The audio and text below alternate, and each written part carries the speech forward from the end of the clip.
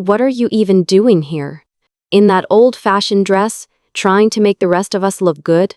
At a Saturday night party, my son's wife smiled a thin, cold smile as she said it. I smiled back, quietly. I said nothing. I stood there with my plate and my glass and my careful manners. The next morning, I signed a contract to sell my house. 3 weeks later, thanks to a cash buyer and a quick closing, the home they had been living in was no longer theirs. My name is Margaret. I am 68 years old. I worked as a nurse for 42 years. I retired when I was 64. These days, I don't hold a title. I don't wear a badge. I am just one older woman with a small life and time to think. Nursing was not easy work. Not for 1 year, not for 42. There were long overnight shifts. There were emergency admissions at 2 in the morning. There were goodbyes I never forgot. And still, I took pride in showing up, in washing my hands, in walking into each room with steady steps, ready to see a person and not a diagnosis. I remember, clear as day, how much it meant when someone on the floor would say, "Maggie, I'm so glad you're here." That one sentence could carry me through a week of sore feet and aching back. And paperwork after midnight. I had one husband. I have one son. My husband was a straight-ahead kind of man. A craftsman in his bones. He worked construction. And he worked through the heat and through the cold. He became a foreman. He stood outside in August, and he stood outside in January. He was quiet. He was honest. He kept his word. We married in 1980. It was a hopeful time. The future felt big. We were young. We were foolish and brave, the way young people are. A few years later, we had a child. Our son. I cannot forget that day. Pain and wonder braided together. I can still see my husband holding that tiny bundle, awkward and careful, in the hospital room. In that moment, I felt a bright, warm light on us. On all 3 of us. I thought it would last forever. We had just bought a house then.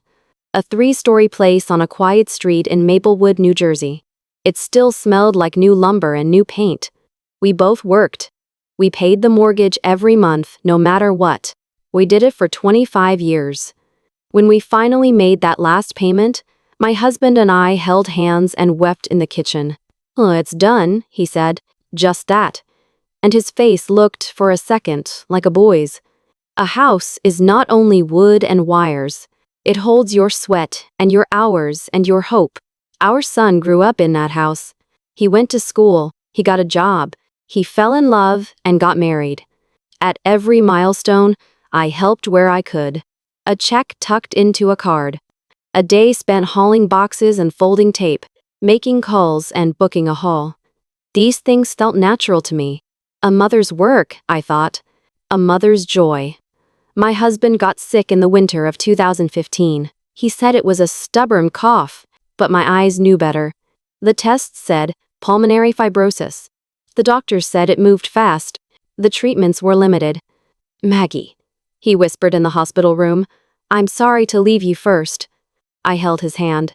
I squeezed back, and in my heart I made a quiet promise.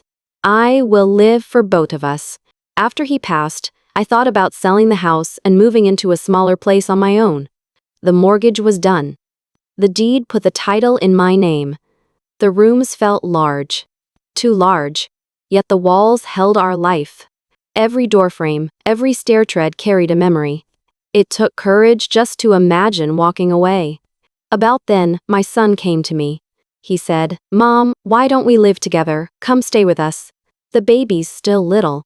We could really use your help. And I know you hate being alone. I will tell you the truth."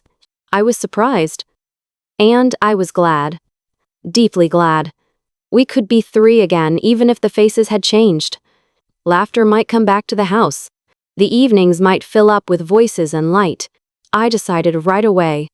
Since the deed listed me as the sole owner, there was no legal problem.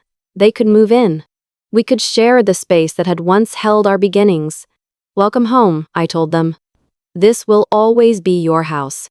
My son smiled, shy, boyish, just like his father for a moment, and he took my hand. So began our 3-generation life. The rooms came alive. The laundry doubled overnight. We pulled one more chair up to the table. We turned the TV up 2 notches so we could hear it over the squeals and the toys. And it was what I wanted. I felt needed again. Useful. I woke up early, as nurses do.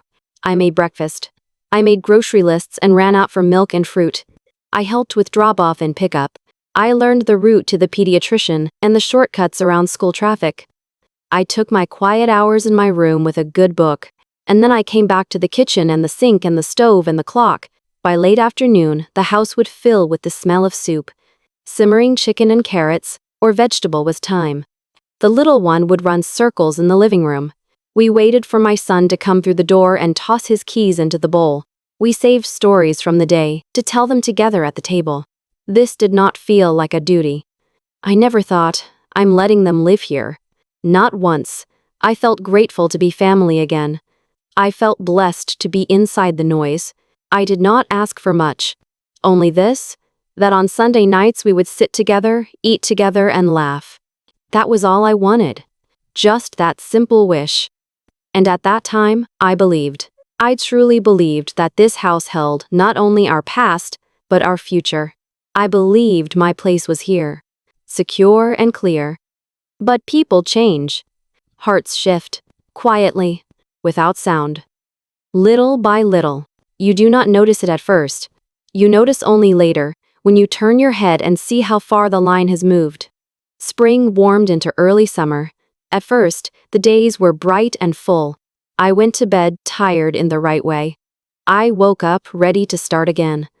I held on to that warm feeling of, we found our way back. But maybe that soft season was shorter than I thought. One morning, I got up early. As usual, I moved through the kitchen in the calm before sunrise. I set the coffee. I took the mixing bowl down for pancake batter. I took out eggs, bacon, some fruit to slice. I reached for my favorite chef's knife in the block. It was not there. That knife had lived in the same slot for years. I checked the drawer. I checked under the cutting board. I looked under the sink, though I knew that made no sense. I opened every drawer twice. No knife. On the fridge, I saw a note I hadn't noticed. A small square of paper. Round, cheerful handwriting. A smiley face. I got breakfast this morning. Mom, please sleep in and take it easy. It looked kind, thoughtful on its face, but my heart read something else. Maybe my cooking is no longer wanted. I scolded myself for thinking it. I told myself not to be thin-skinned. I whispered, inside, no. That's not fair. Don't make a story out of one little note. I took a breath. I stepped back from the counter. I poured the coffee and sat at the small table by the window. The sun rose a little higher. The house began to stir. A cartoon played in the next room. The baby laughed at something I could not see. I told myself again, you're imagining things, Margaret. You're tired. Let go of it. Be grateful. Be gracious. And yet, without meaning to, I felt it. A tiny crack where there used to be a seam. A tiny draft where there used to be warmth. Not a storm. Not yet. Just a change in the air. I smoothed the note on the table with my fingertips. I read the tidy lines again, the smiley face smiling and smiling. I put the note back. I washed the empty mug. I tried to settle my mind. I tried to be the woman I had always been. Steady, helpful, quiet. Later, we would have a weekend gathering. Friends would come by. There would be music and laughter and shirts ironed crisp. There would be that thin, cold smile. There would be those words about my old-fashioned dress. There would be my quiet answer, which was no answer at all. And the next morning, there would be a pen in my hand, a real estate agent at my table, a purchase agreement on the wood I had oiled and wiped for 35 years, a cash offer, a fast close, 3 weeks, keys turned over, mail forwarded, one chapter closed with a clean, hard click. But for now, in that early summer kitchen, it was only a missing knife. Only a small note on the fridge. Only a woman my age, sitting very still, telling herself she was imagining things, and wishing more than anything to be wrong. Even so, That morning at the table, the coffee tasted wrong to me. Not bitter, not burnt. Just, not mine. Not the beans I grind and measure with the old scoop I've used for years. Not the clean, steady drip I know by heart. I took a sip and told myself to smile. I told myself not to notice. But it is hard to pretend you do not taste what you taste. The following week, another small thing. Another small tug. I had just bought a fresh bottle of Worcestershire sauce. I keep it for meatloaf, for pot roast, for a splash in soup when it needs a backbone. While I was out, just a walk down to the corner to pick up stamps, the bottle in. The pantry became a different brand.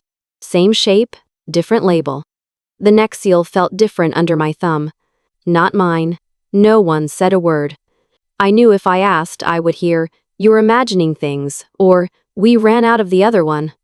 And I did not want to be that kind of mother. The fussy one. The one who stands and points at bottles. So I kept my mouth shut. I wiped the counter. I trimmed the ends off a bunch of celery. I moved around my own kitchen as if every step should be soft. The truth is, home cooking is never only about food. It is memory. It is weather. It is the music of a house. The pot roast my husband loved on Sundays, the way he would lift the lid and breathe and nod. The grilled cheese sandwiches my boy would devour when he was little. Tomato soup on the side, his cheeks red from play. The way I'd blend spices, just a pinch more thyme, a leaf of bay, a slow hand with salt. I can tell you exactly where my fingers pause above each jar. I can tell you which drawer holds the ladle that fits my hand. All of that lives inside me. It lives in the food, too. And then, slowly, it felt like those little pieces of me were being cleared away, quietly. As if they were dusty, as if they were out of date. I tried to get used to it. I really did. One night, long after we had turned the lights down and the last cartoon had flickered off. In the next room, I heard voices through my bedroom door. Low, careful voices, my son and his wife.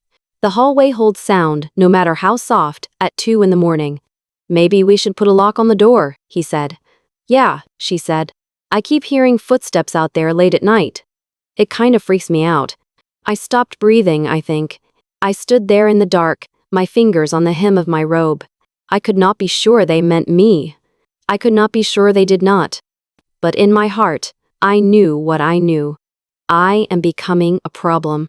And still, the next morning, I behaved as if the day were a clean plate. I sorted the laundry. I set the washer to a gentle cycle and listened for that old click as it started up. I walked down the hallway soft-footed, careful not to wake the baby from his morning nap. I waited for the coffee to finish, even though it tasted like someone else's morning. I washed the dishes even though I had not cooked. Some days, the weather in a house turns without your say-so. A neighbor from down the block stopped me at the mailbox one afternoon. The lilac bushes along the sidewalk had gone a dusty purple. The air smelled sweet. She leaned in, as if she did not want the wind to carry her words. "I hate to bring this up," she said. "And maybe it's not my place." "What is it?" I asked. "It's just, I was at the coffee shop on Springfield Avenue yesterday, and I overheard your daughter-in-law talking to a friend." She paused. It wasn't kind. I took a breath and waited. She said, "Living with a boomer mom is so hard. She's like an old freight train, stubborn and heavy." For a second, it felt like the day stopped. No cars went by. No birds sang. I could hear my own blood in my ears. I smiled. I kept my mouth soft. I said only, "Is that so?" She touched my arm. "I'm sorry," she said. "I shouldn't have told you." "It's all right," I said. "Thank you for being honest." That night, I did not sleep. Not for 10 minutes. Not for 5. Boomer mom. Old freight train. I can be slow. I can be steady. I can keep going when I am tired. Those are not curses to me. Those are the things that built my life. But if that is how they named me, stubborn, heavy, what am I to do with that? What am I to use for a lantern, walking forward in the dark? The world has moved fast. I know that. Phones that want you to tap and swipe and authorize. Apps that fill a screen with buttons and lines I do not understand. TV remotes with more options than a hospital monitor. Sometimes I sit there and stare, waiting for someone to help me find the weather.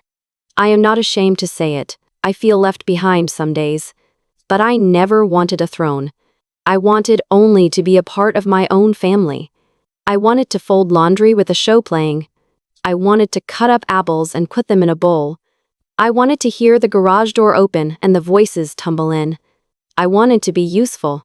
I wanted to be loved in a quiet, ordinary way. The next morning, I looked at myself in the mirror. The light was not kind.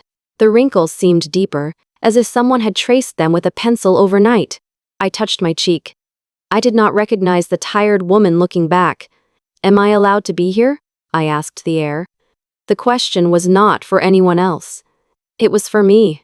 It was what you whisper when you are afraid, and you do not want to hear the answer. Still, I did what I do. I scrambled eggs, I put toast on the plate, buttered edge to edge. I packed the diaper bag. I found the missing sock under the couch. I made a list for the grocery store. Dish soap, apples, orange juice, bread. I took a kind of last pride in those small things. Being a mother. Being a grandmother.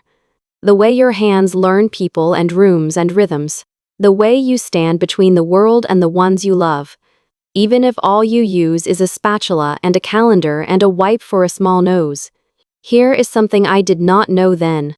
Your place in a house is not something you take. It is something other people let you keep, and sometimes they let it slip without noticing they have let it go. Spring turned to early summer. I've told you this. The days at first felt bright and full. We were 3 again. For a while, I went to bed tired in the right way and woke up ready. For a while, I believed we had found our way back, but maybe that soft season lasted only a handful of months. After the morning with the note on the fridge, the one with the round handwriting and the smiley face, I tried to shrug off the feeling. I sat at the kitchen table and told myself I was making up stories.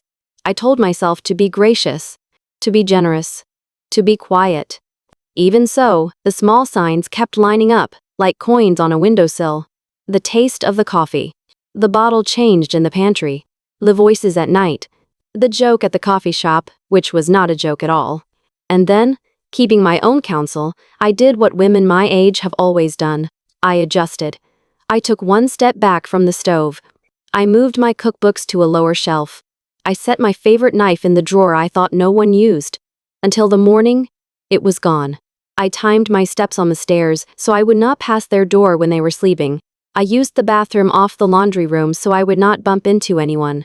Some nights, for comfort, I stood in the backyard under the maple tree. You could smell cut grass and someone else's barbecue. I looked at the sky over Maplewood. The same sky we had stood under when we first put the key into the front door. Young and foolish and brave. I thought of my husband's hands. I thought of the day the mortgage was gone. I thought of the tiny feet that had pounded down the hallway and the larger ones that did it later. I will tell you something tender. In those nights, I prayed. Not fancy prayers. Just a sentence or two. Let me be a blessing here. Let me do no harm. Days still had their sweetness. The baby's laugh. The small hand in mine outside the grocery store. The way my son would kiss my cheek when he came in the door, quick, distracted, but real. The kindness that is there, even when it is thin. I held on to that. And then came a Saturday with music and bright shirts and the smell of cologne and grilled food and people on our back deck, talking too loud. I stood there with my plate and my glass and my manners. I heard that thin, cold sentence about my old-fashioned dress. I smiled and swallowed. I let it pass through me. You know the rest. I woke up with a clear head the next morning. I made a decision. I called a real estate agent. I put a pen to paper and signed my name on a line. 3 weeks later, a cash buyer. A quick close. The keys turned over. The room's empty of us. One chapter ended with a door that did not swing back. But before all of that, before the hard click of goodbye, it was just a house. With a woman in it, feeling the air change. It was just a kitchen with a note on the fridge. It was just a bottle that wasn't the same. A cup of coffee that didn't taste like it used to. A hallway at night where footsteps sounded too loud. Small things, quiet things. That is how hearts shift. That is how a home loosens its hold. Not in a crash. Not on one day. But in a string of mornings, in a string of nights, where you find yourself whispering to the mirror, "Am I allowed to be here?" And you do not know how to answer yourself. For a moment, it felt like the wind just stopped. Should I laugh it off? Should I let it pass? I kept my face calm. I made the kind of small, polite smile you make for someone else's comfort. And all I said was, "Is that so?" But that night, I did not sleep. Not a wink. Boomer mom. Old freight train. I heard those words again as I lay there in the dark. I let them roll over me, not like waves, more like a slow, steady weight. I am steady. I am stubborn when I need to be. I know that. It is how I've done hard work and kept a house going and held my ground through a long life. But if that is all they see, stubborn, heavy, if that is the name they pick for me, what am I supposed to lean on when the room goes dark? What am I supposed to hold in my hands when I reach for the light? Morning came late for me, though the clock didn't say so. The light on my dresser was not kind. I studied my face and saw deeper lines than the day before, as if a careful hand had traced them during the night. Same path, harder pencil. I touched my cheek. I did not quite know the tired woman looking back. "Am I allowed to be here?" I asked the air. Not a question for anyone else. A question for me. The kind of question you say so softly it's barely a sound. The kind that lives in a house without leaving marks. Still, I did what I do. I scrambled eggs. I set out plates. I ran the washer and listened for the soft click that meant it had started. I packed the diaper bag. I found the missing sock behind the couch leg. I checked the calendar on the wall and circled a few dates with an old pen that skips. I tried to stand proud, just a little. Mother, grandmother, the old rhythms, the old tools, the same heart, steady in my chest. I did not yet understand what I had already begun to learn. Your place in a house is not something you take. It is something other people let you keep. It was March 16th, 2025. A Sunday.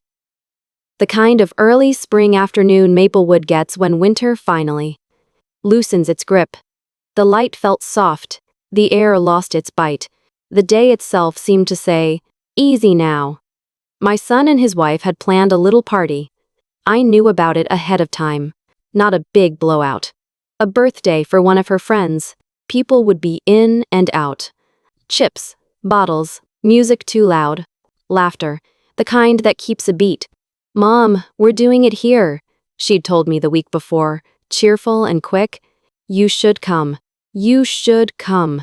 Those words set a small light inside me. Not a flare. Just a tiny candle I cupped with both hands. I am not a party person. I never have been. I like small talk only in small doses. But I'd been asked. I wanted to be helpful, the way I know how. So the day before, I made a batch of my own pickles. Garlic, dill, a little heat at the back. I baked a plate of lemon bars, tart and sweet with a dusting of powdered sugar, the kind that always sticks to your finger when you pick one up. I wrapped both with care. I put a note on top in my own round script, "For the table. Love, M." That morning, I opened the back of my closet and pulled out a dress I had been saving. Pale blush silk. A simple lime. Graceful sleeves. My husband gave it to me for my 60th birthday. He had stood there, big hands careful with the tissue paper, the dress across his arms. "Soft colors suit you," he'd said. Even now, if I close my eyes, I can see his face in that moment. The shy, sure way he said it. The warm look in his eyes. I slid the dress on and felt him with me. Not like a ghost, just like a memory that still held heat. I smoothed the skirt. I put on the strand of pearls I wear on good days. I checked the mirror again. I bowed my head, a small thank you for the years, and I went out into the hall. By then, people had started to arrive. Coats on the hooks by the stairs. Sneakers lined up near the back door. You could hear voices in the living room, rising and falling. The sound of a cork. A cough of laughter. Music with too much bass for my taste. The house felt busy, like a train station just before the next departure. I held the bowl of pickles in both hands, the plate of lemon bars balanced on my forearm. I stepped into the room and said, "Quiet, excuse me." Right then, the air shifted. Not much, just enough for me to notice. A few of the younger women looked up at the same time. They looked at me. They looked at each other. They tried to hide it, but the corners of their mouths tilted. The small, shared smile of people with a secret that isn't kind. My son's wife saw me and raised her voice over the music. "Oh my God, look, look!" My mother-in-law dressed up. "Is this like a roaring 20s thing?" The room went still for half a beat, everyone measuring each other's faces to see how to react. Then the laughter came. Soft at first.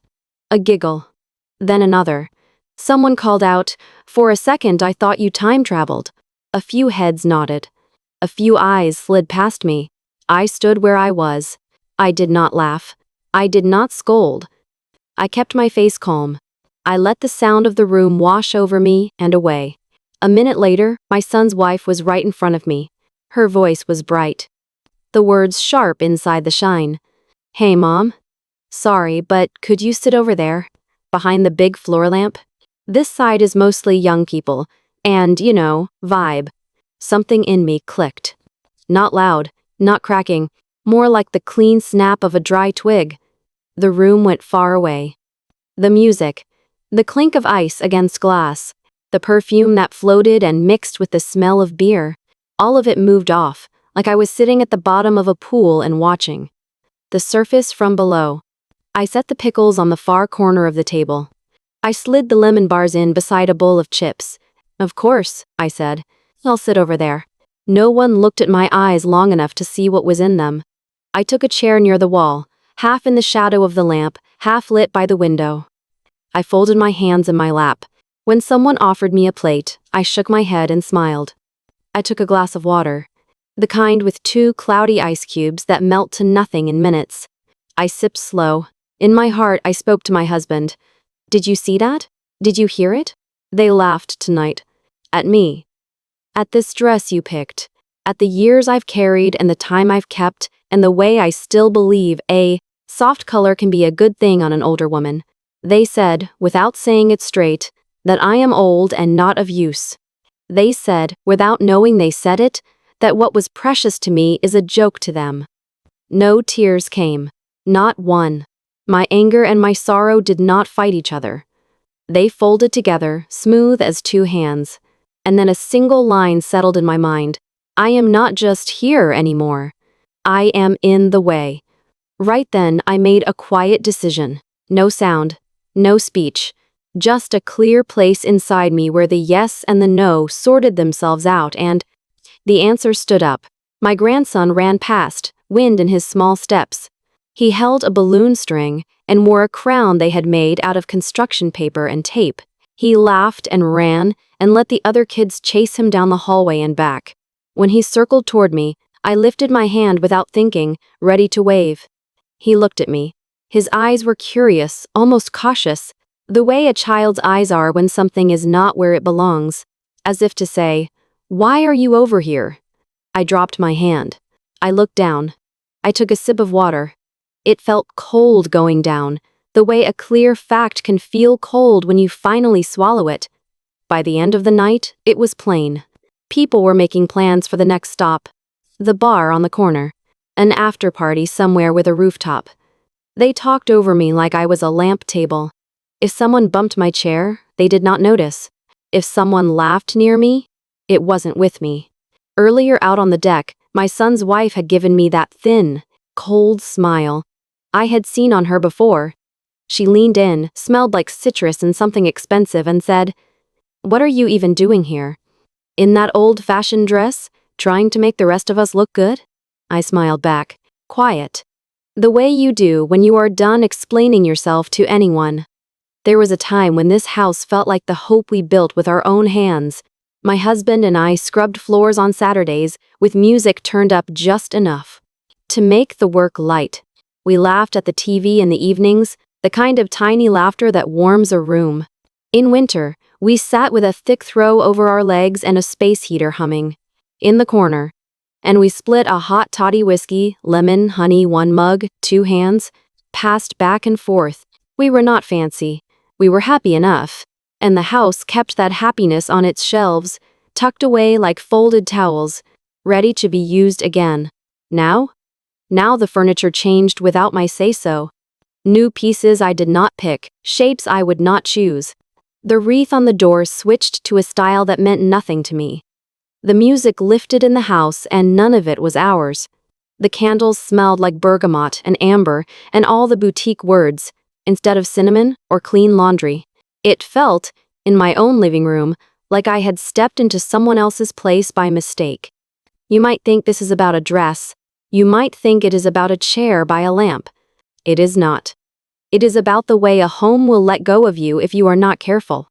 It is about the way people you love can rename you when you are not in the room, and how that new name sticks even when you stand right in front of them. It is about small things. The taste of coffee that is not yours, a bottle in the pantry that is not what you bought, a note on a fridge, a voice you hear at 2 in the morning. It is about how those small things gather themselves into a weather pattern. And then one day you notice you are carrying an umbrella inside the house and no one else is wet. Later, I would make calls. I would sign papers on the same kitchen table where I had served so many Sunday dinners. A real estate agent would slide glossy pages across to me and point to where I should write my name. "We have a cash buyer," she would say. "We could close in 3 weeks." And we did. The keys left my hand. The mail began to forward. The rooms went quiet. But that Sunday in March, it was only this. Me in a pale blush dress, sitting behind a lamp, holding a glass of water that warmed in my hand as the ice gave up and went thin. It was only this. The sound of young voices and the quick staccato of plans. That did not include me. It was only this. A house I loved breathing in a rhythm I no longer recognized, and the truth laid itself down in front of me, clear and simple as the street sign at the corner. This is not my place anymore. I do not say that with drama. I say it like a nurse would chart a vital sign. Observable. Noted. Understood. When the last guest left, I stood and carried my dish to the sink. The lemon bars were nearly untouched. The pickles had a fork in them, but no one had made a real dent. I washed both. I dried them with the old towel that has lost its loop. I set them on the rack. Then I went to my room, closed the door with a gentle hand, and sat on the edge of the bed that used to be ours. I could still smell the faintest trace of his aftershave on the wooden frame. I bowed my head. "Thank you," I said, though I did not say who I was thanking. My husband. The house. The years. The woman I had been who could walk into any room and feel welcome there. I did not cry. My eyes felt dry and clear. My yes and my no stood together, both of them calm. In the morning, I would pick up the phone. I would put my life in motion. I would do it quietly. I would do it with the same care I used to fold shirts, the same attention I used to give the drip rate on an IV. But that night, I sat very still. I listened to the house settle. I heard a car go by on the street outside, tires soft on the cold road. I heard, faintly, laughter from a text thread pinging in another room. And I told myself a truth I could live with. Your place is not something you demand. It is something someone else allows. And when they stop allowing it, when they stop even knowing they are the ones who allow it, it is time to stand up, smooth your dress, and carry your dish to the sink. It is time to find a door, and open it, and step through. A little after 10 that night, the party finally broke up. Laughter thinned. Shoes scraped on the front steps. The last coats came off the hooks by the stairs. From the shadowed end of the hallway, I stood very still and watched our guests walk out into the cool dark and scatter to their cars. Not one of them turned and said, "Thank you." I did not take a bite of anything after that. I went to my room without a word. I closed the door with a soft hand. I slipped out of the pale blush dress, the one my husband had chosen for me years ago, and I laid it flat across the quilt. I put my palm on the silk, very gently. "All right," I said inside. "You may not be worn again." I took my time and folded the dress with care. I smoothed it one last time. Then I slid open the bottom dresser drawer and set it inside, on the left, where I keep the things that matter more than they show. This is not your house anymore, I told the dress. And it is not mine either. The thought did not come with panic. It felt like an ending I could name. Not death, not divorce, more like a graduation.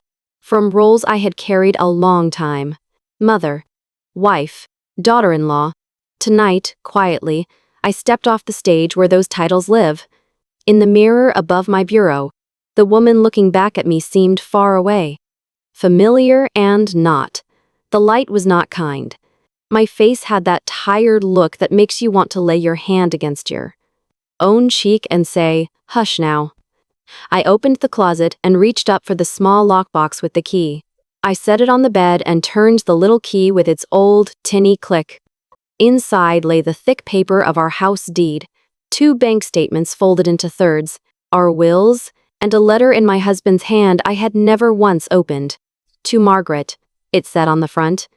The curve of the M was his. I broke the seal and slid the paper out. The lines were brief.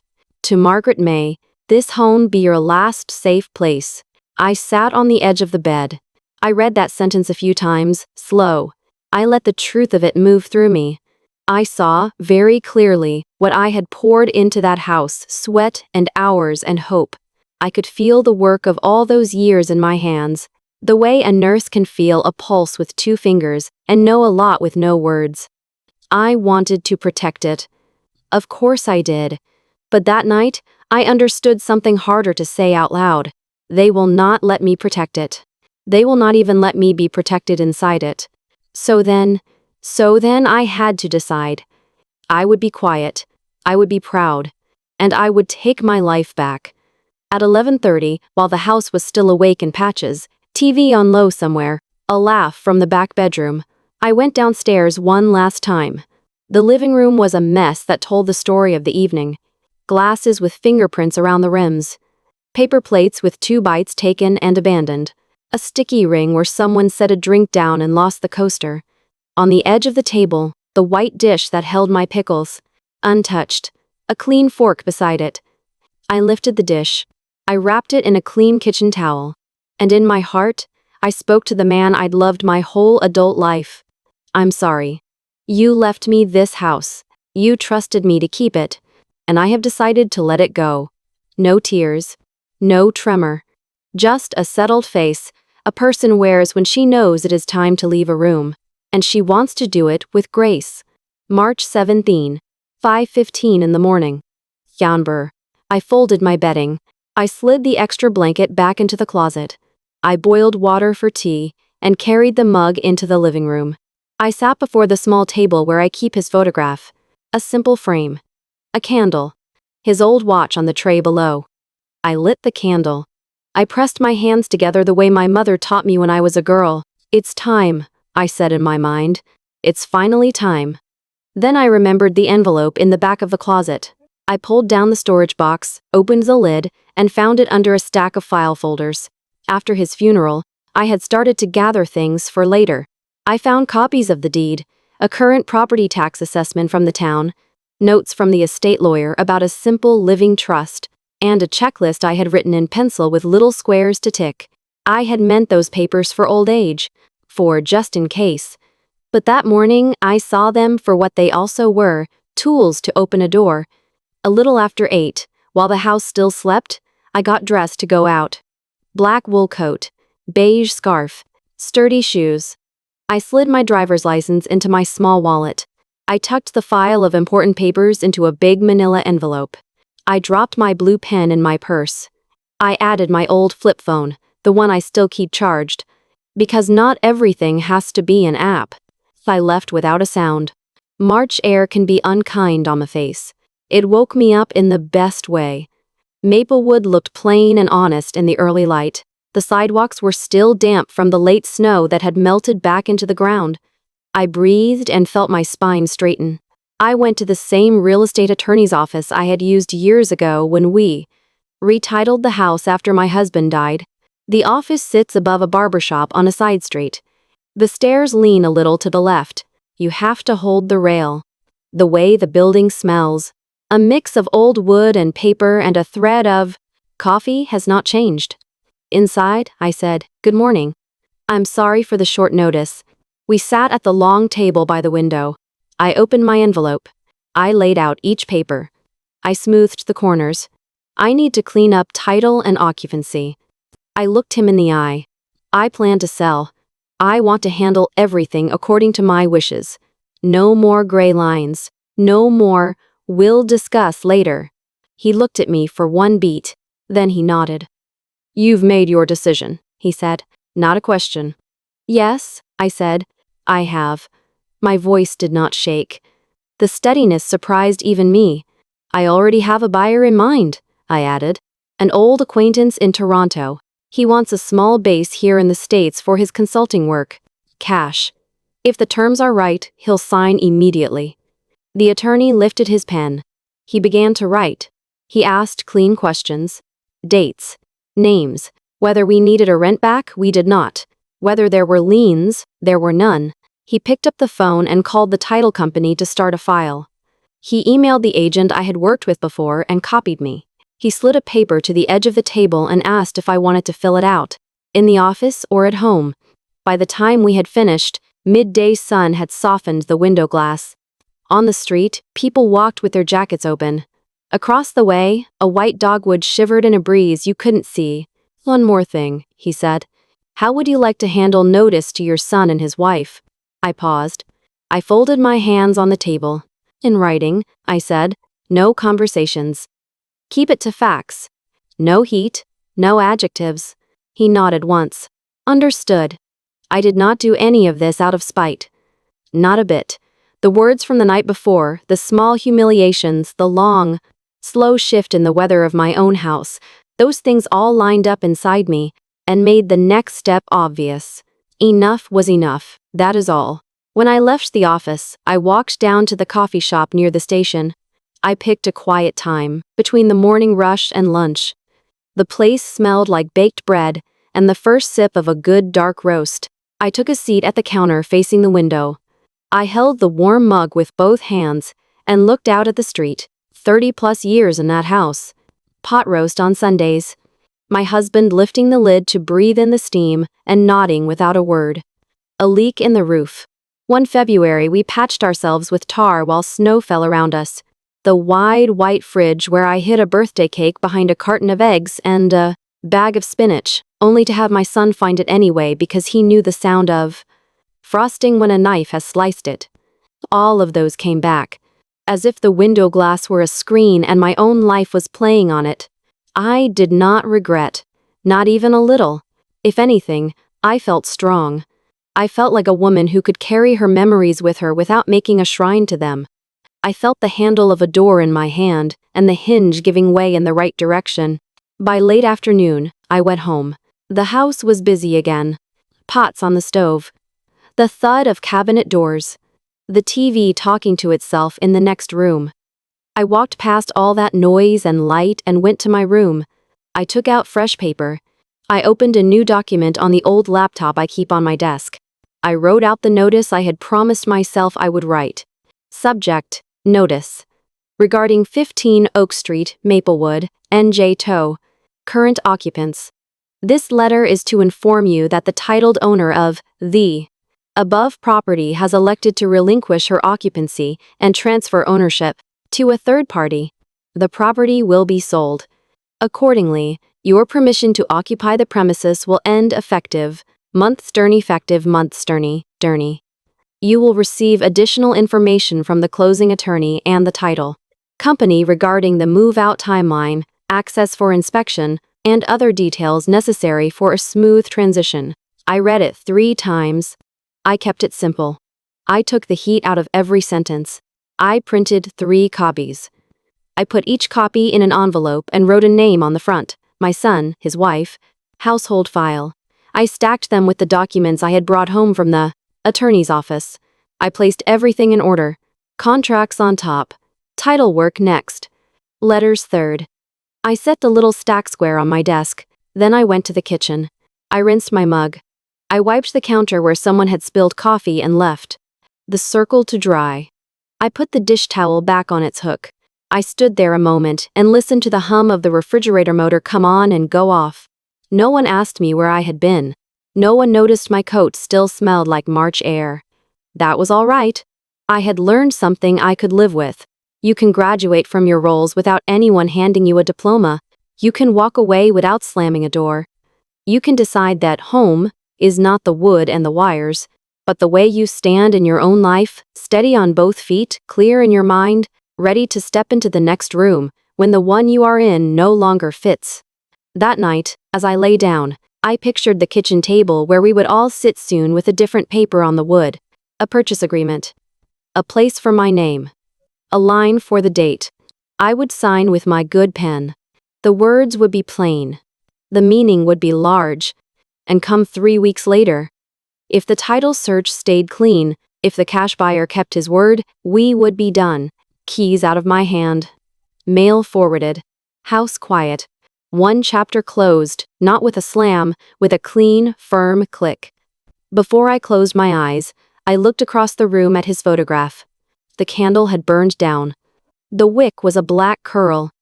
I blew it out and watched the smoke lift like a thin ribbon. I did not speak. I did not pray. I let the silence hold me. Tomorrow, the letters would be delivered. Tomorrow, the next part would begin. That was all. No emotion. No explanation. A piece of paper that held only facts. I slid it into the glass front hutch in the dining room, right where a person's eye would land if they were looking for the sugar bowl or the good napkins. I didn't hide it. I didn't display it. I placed it there with a quiet hand. I thought, someone will see it first. Yeah, someone will say something, but by then, it would no longer be mine to answer. That night, I sat in the living room before the little table that holds my husband's photograph, a simple frame, a candle, his old watch in the dish beneath, the one I never wind anymore. I lit the candle. I pressed my hands together. My love, I said in my heart. I have finally decided to live not to protect this house, but to let it go. The sentence came honest and easy. I felt a kind of relief, the way a tight muscle lets go after a long, hard day. If you had told the younger me that, late in my life, I would be able to set something down without a scream, without a scene, just set it down, calm and steady, I would not have believed you. Not then. Not when I was still rushing and proving and fixing. But now? Now I call it pride. Not the noisy kind. The plain kind you can fold and put in a drawer. The years I gave. The times I chose to swallow and to wait. Those were not wasted. Not one of them. They made the woman who can decide like this. They made me sturdy enough to walk away. Traces of me will stay in that house. I know that. A scuff on the baseboard I never got around to painting. A mark on the pantry shelf where jars lived for years. A scent that people will call clean without knowing what they mean. But myself. Myself is headed for a place that needs no one's permission. After I tucked the notice into the hutch, I went back to my room. I didn't turn on the light. I sat down on the edge of the bed in the dark. Downstairs, the house made its noises. A pot lid, plates stacked, laugh from my son. A quick, bright answer from his wife. The music of a house that is busy, but does not call your name. We're doing a hot pot tonight, a voice said, cheerful. Yeah? Another voice answered. There's some cabbage in the crisper. Use that up. No one said where I had gone that day. No one asked what I had done. The quiet around my name told its own story. It told me how light I had become in my own home. A coolness spread in me, not mean, just clear. I opened the dresser and brought out the small things that were worth touching one more time. First, the stack of sympathy cards from the winter my husband died. I had kept them tied with a ribbon. I read the lines people write when they do not know what to say, but want to say. Something anyway. We're holding you in our hearts. He was a good man. May his memory be a blessing. Time had made the ink a shade lighter. Time had also shown me which words held. In a small white box lay my wedding ring. His band is with his ashes, as he asked. I ran a finger along the circle of mine. That is all a ring is, in the end. A circle. A promise you make to keep walking it. Love, I whispered to the room, by leaving this house, I think I can protect what matters more. The quiet inside me. The dignity you always wanted me to have. Then a rubber-banded bundle. Christmas cards and holiday letters from years I could name just by the pictures on the front. Come for coffee. Miss you. We moved. People's lives had gone on, like rivers slip around stones and keep going. I smiled at the photos of babies who must be teenagers now. I touched my favorites and then put the whole lot back. Paper can be a mirror. Words can be a mirror. When you look, you see not only what was, you see who you are now. I am not running, I told myself. I am ending something. I am finishing it in the right way. I repeated that in the dark, until my mind accepted it like a fact you can write. In a chart, no distress noted. When morning comes, the letters from the attorney will arrive. A few days after that, the formal steps will begin. Inspections. Title work. Transfer. A few weeks after that, this choice will have a shape you can put your hand on. None of it is punishment. None of it is revenge. It is only a decision that lets me be myself again. Maybe they won't hear me. Maybe my name will not be spoken in that house anymore. But one thing will stand. I did not betray myself. April 1st. 10 o'clock on the dot. I was in a little apartment in Montclair, New Jersey.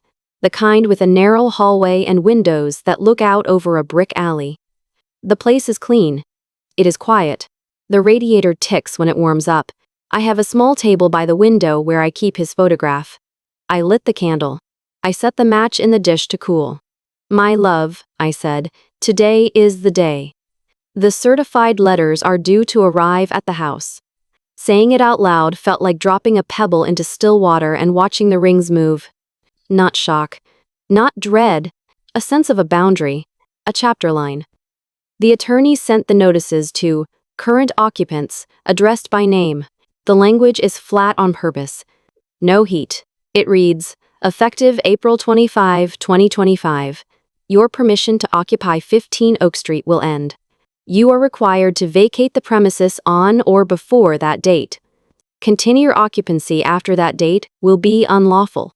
Further details will be provided by the closing attorney and the title company. Just that. Just facts. You could hold it at arm's length and not feel a thing from the paper. Around lunchtime, my phone rang. I looked at the screen. His name. My heart moved once in my chest. Then it settled. I pressed the green button. Mom, what is this? What is this letter? What are you doing? His voice held 3 notes at once. Surprise, anger, confusion. I had expected that. I had practiced my answer. It means exactly what it says, I told him. I, the owner, sold my house. I did not ask for permission. I did not ask for input. I did not need to. It was mine to sell. Silence. On his end, I could hear the breath of someone searching for a word. Then another voice came on. Her voice. Margaret, I'm sorry, but this is too much. This is one-sided. You never said a word. You just... What mailed a legal notice like we're strangers? I breathed in. I breathed out. I kept my tone even. One-sided, I said, is a strange word for you to choose. I kept my mouth shut for 3 years. I bent, and I bent, and I bent. Perhaps, from where you stand, that felt like the way things should be. We could have talked, she said. But taking the house? Forcing us out? That's cruel. I did not take a house, I answered. I reclaimed my own peace. Silence again. The kind that has weight. The kind you can almost see. I went on, because there are things that cannot stay unsaid. Do you remember March 16th? You should. It was a Sunday. Early spring. I wore a dress my husband gave me for my 60th. You laughed at it. Your friends laughed. You told me to sit behind the floor lamp so I wouldn't ruin the vibe. Do you remember that? No answer. Only air on the line. In that moment, I said, I wasn't a mother. I wasn't a homeowner. I wasn't even a person whose kindness you needed. I was just old. I was a problem you solved by pushing a chair into the shadow. I did not raise my voice. I did not break. I told the truth the way a nurse calls a number over her. Shoulder during a vital sign check. Clear. Quick. Not up for debate. I didn't yell that night, I said. I didn't cry. But inside I decided. I will not keep cutting pieces off myself to fit into a room I paid for with my life. There was nothing to hear then. Just the thin sound a phone makes when two people are on it, and one of them is holding very still. Before I hung up, I added the last thing that mattered. I don't hate you, I said. I don't wish you harm. I chose to protect myself. That is all. I ended the call. The little screen went dark. The apartment held its quiet, the way a good jar holds preserves. No air, no spoil, just what you put in it and nothing else. A few hours earlier, before the phone rang, a thought had come to me as I washed the one plate I had used for breakfast. A house is not a shrine. It is a place you live. And if it stops letting you live, you go. I know they will say I blindsided them. Perhaps I did. But the truth is, no one wanted to look. The signs were all around. Notes on fridges. Voices at 2 in the morning. Jokes that are not jokes. The way someone says you should come and means you should stay out of the way. The way someone says you're imagining things and means please be quiet. I put the kettle on the back burner and listened to it rise and click. I poured hot water over a tea bag and watched the color bloom. Then I walked to the window. On the alley below, a delivery truck idled. A woman in a red coat carried a baguette under her arm. The sky pressed down gray and ordinary. It was a small life, and it was mine. On the table, beside the photograph and the candle, lay a small square note card. I picked up my pen and wrote one line. I kept my word to him, and to me. The pen felt good in my hand. The letters looked like they always look, even if the person writing them is not who she used to be. I thought of the map of the last few weeks, the attorney with his careful questions, the title file opened, the buyer ready with cash, a clean offer, a fast close, the certified envelopes out for delivery, the copy I had tucked into the dining room hutch in plain sight. Each step had been simple. Each step had been mine. There is a kind of silence you earn. You don't grab it. You don't demand it. You make a straight path. You walk it, and when you sit down at the end, your own breathing sounds like the sea. In that quiet, I said a small thing to the man in the frame. Thank you for trusting me. Then I blew out the candle and watched the smoke lift and twist. The smell of it reminded me of 100 nights long ago when we sat at that old maple table and shared one mug of something warm. We were not rich. We were not famous. We were two people with a house and a boy and a future. The future, it turns out, is generous in one way and stingy in another. It gives you days. It takes away illusions. I rinsed my cup. I set it upside down on the rack. I folded the dish towel and hung it straight. I smoothed the counter with my palm out of long habit.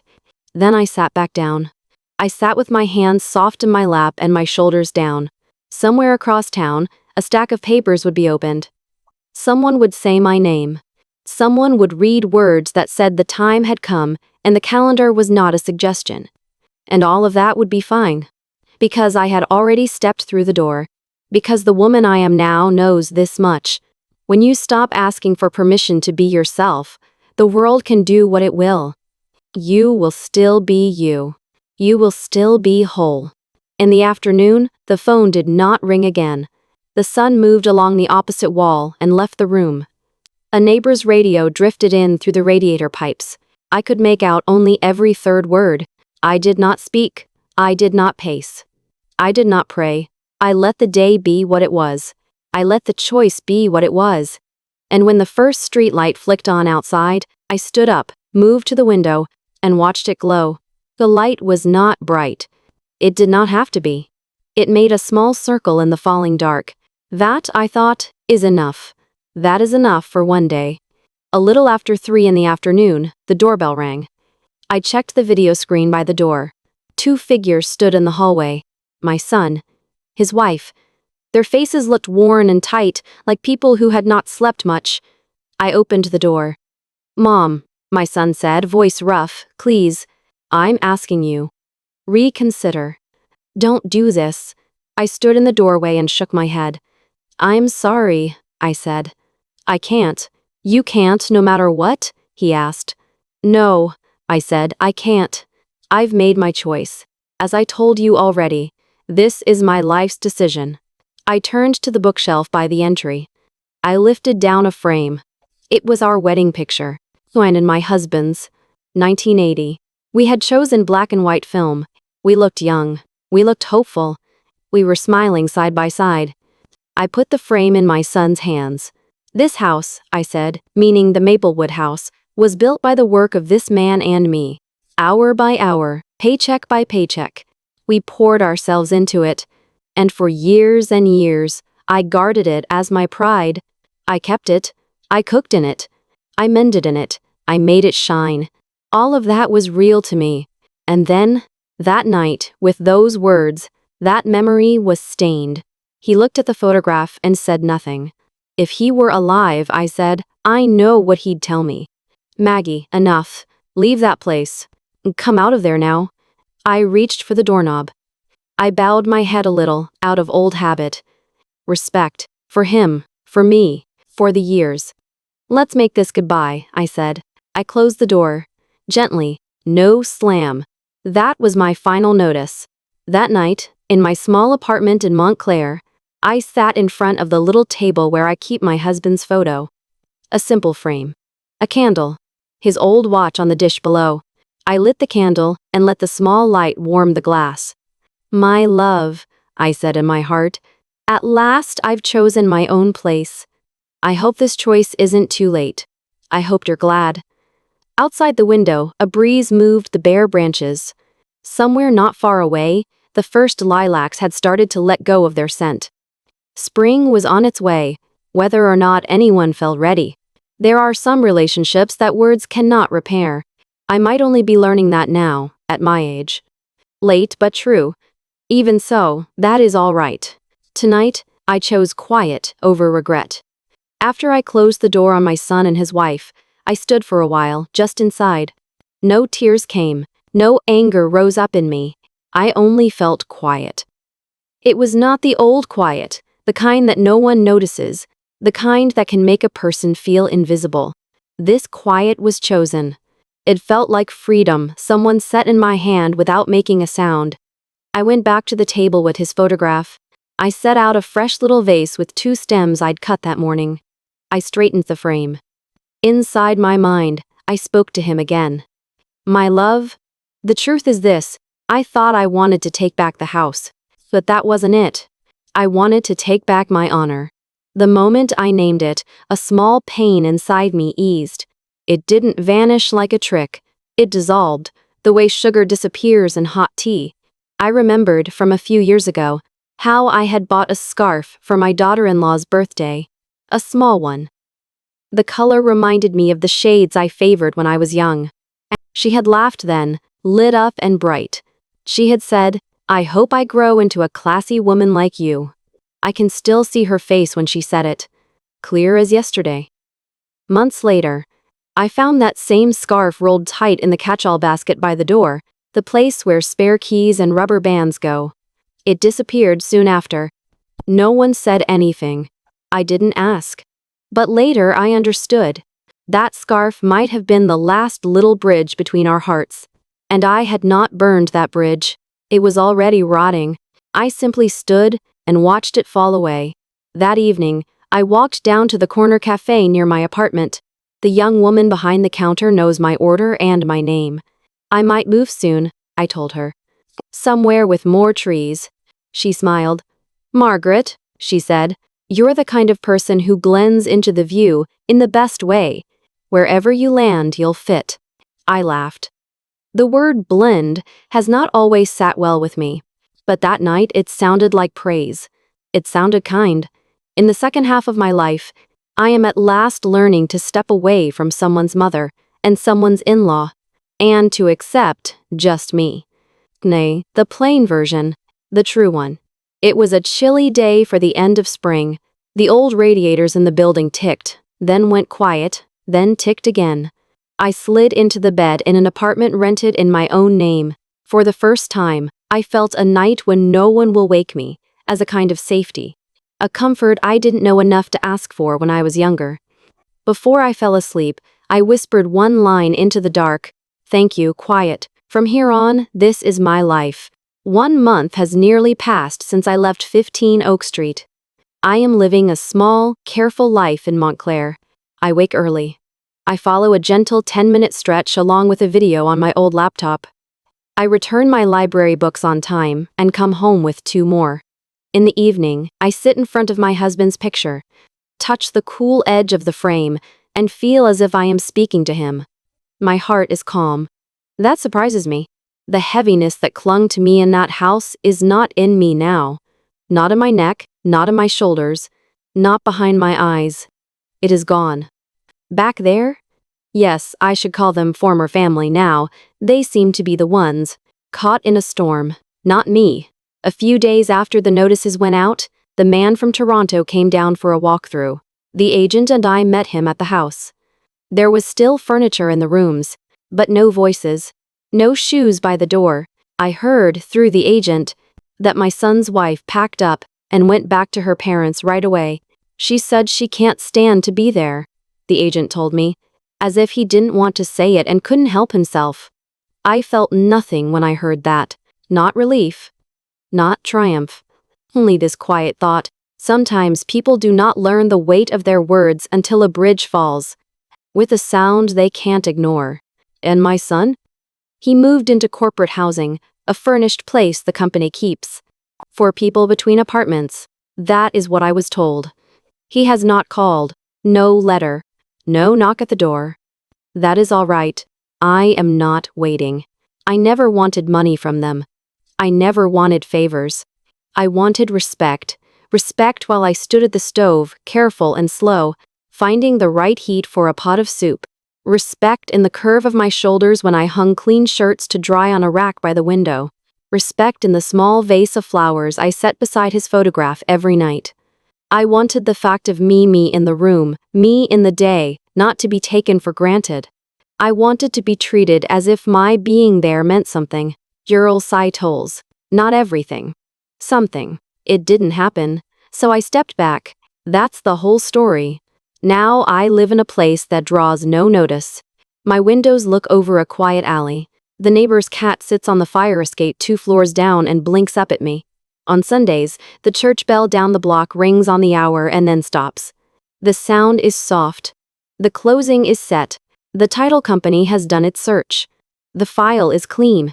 The timing still looks like 3 weeks. Just as the agent promised me when we first spoke. A cash buyer makes the road straight. I went back once more with the agent, just to check a small list we had made together.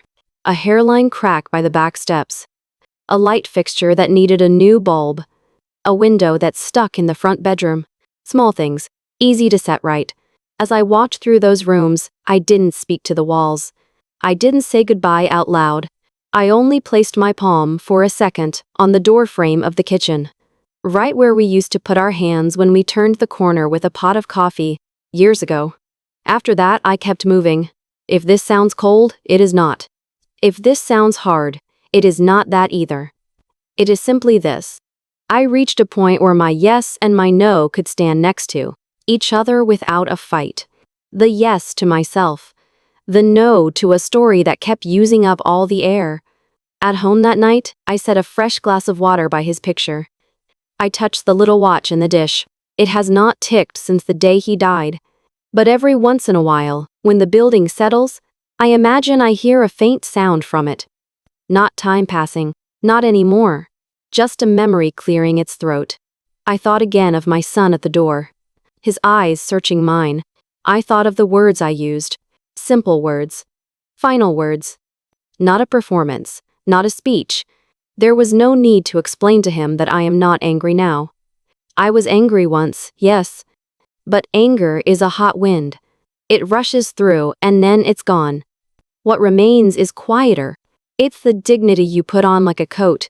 It's the way you carry your own name in your own mouth. If he wants to speak one day, I will listen.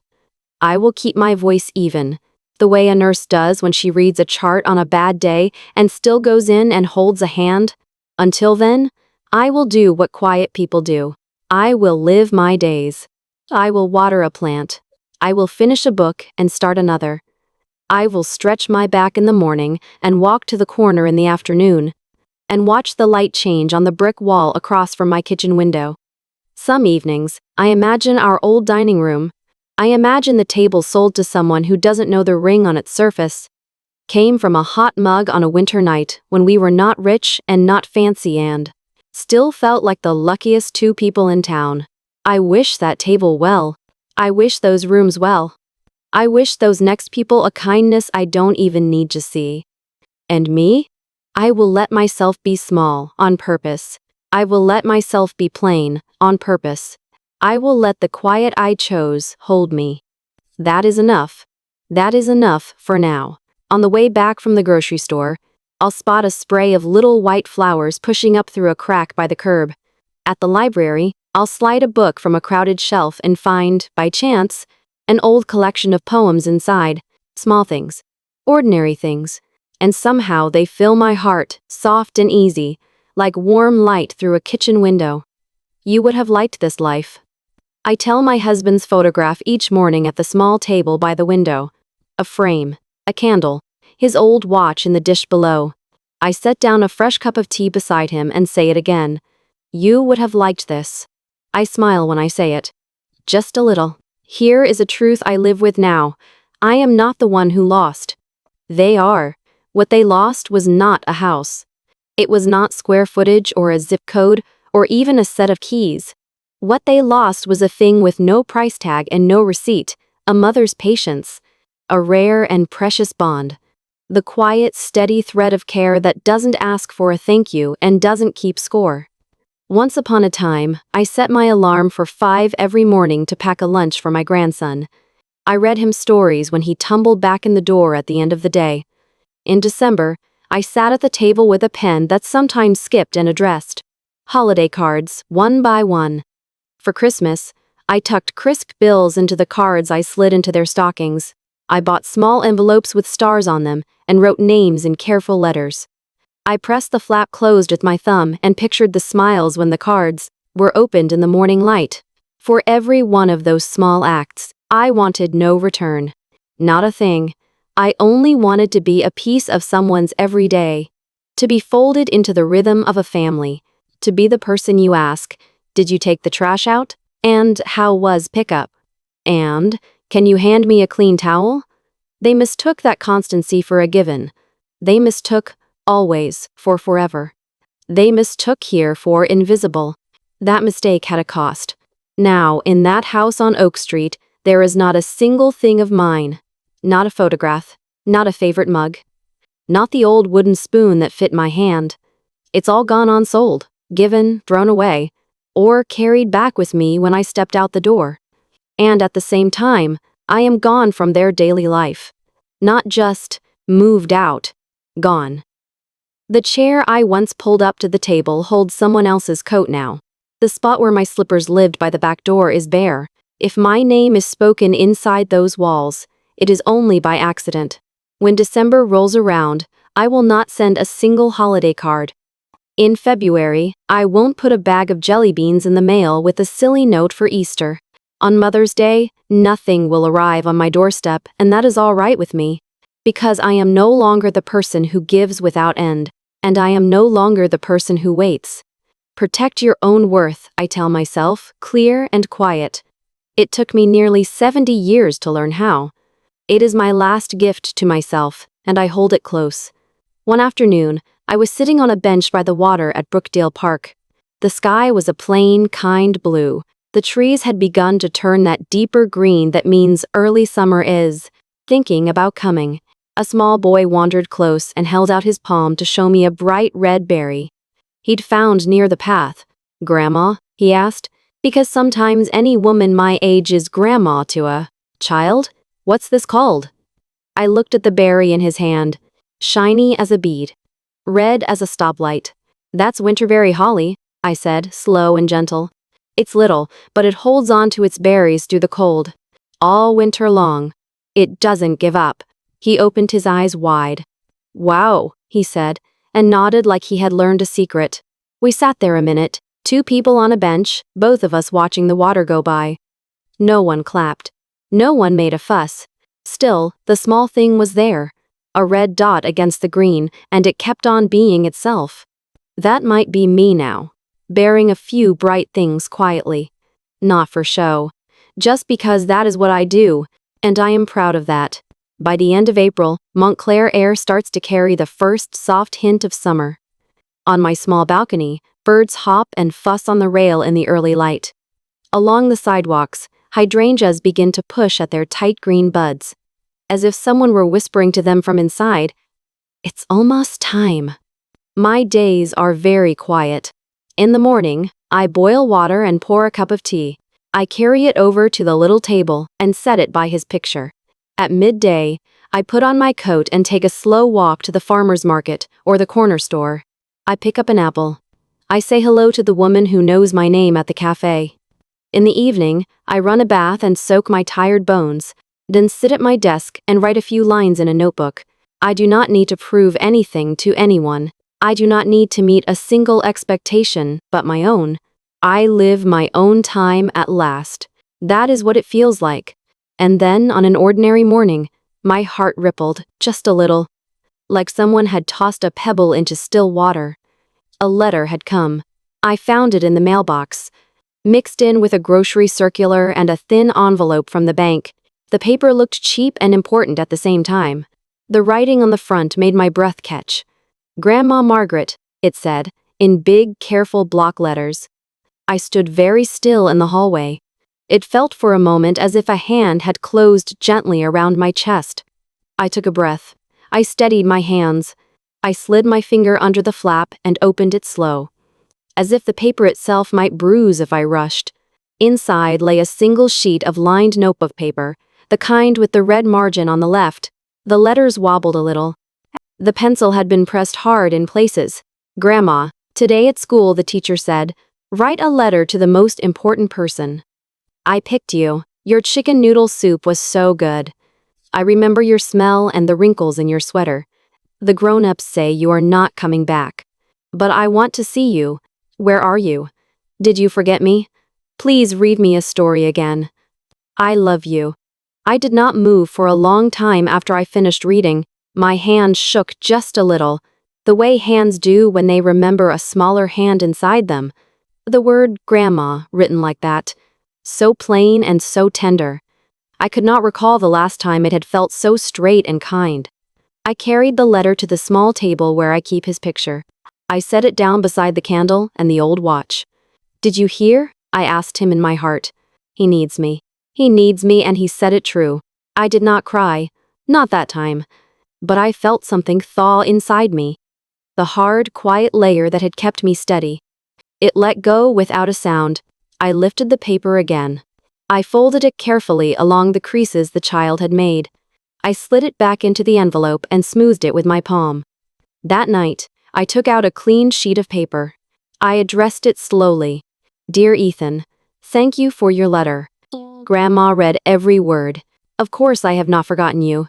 The nights we read storybooks. The mornings we made pancakes shaped like bears. The walks to the corner and back with your small hand in mine. I keep all of it in my heart. Right now, I live in a quiet place not too far from you. I wake up to birds. The wind here is kind. If a day comes when we can see each other again, I will make your favorite soup and pour it into the blue bowl you liked. Please stay well. Please be your brave, kind self. I love you very much. Grandma?" I slid the page into an envelope. On the front, in big, neat print, I wrote his name and address the way the school directory had given it years ago. I added his grade. I added the teacher's name. I sealed it.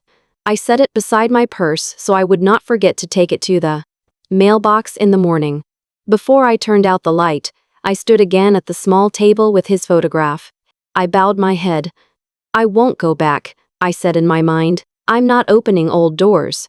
But I can receive. I can say yes to this. I can let this love come into my hands and warm them." In the quiet I chose for myself.